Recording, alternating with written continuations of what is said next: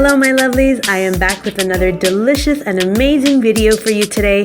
We're going to be making Quesadilla de Elote or Salvadorian corn bread. So let's begin. We're going to start off by adding 4 eggs to a blender. Next we're going to add 1.5 sticks of melted butter. We're going to follow that by adding 1 can of sweet condensed milk. Next we're going to add 1 tablespoon of vanilla extract. We're going to continue by adding 3 tablespoons of grated Parmesan cheese. Next, we're going to add 3 cups of young corn kernels.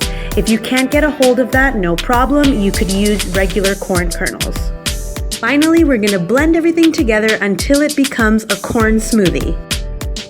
We're going to stop blending and we're going to sift and add 1 cup of flour and 1 tablespoon of baking powder. We're going to blend everything once more, making sure that all the flour is well incorporated. Finally, we're going to pour our batter into our baking pan, making sure that we've pre-buttered it. And last but not least, we're going to sprinkle some sesame seeds on top.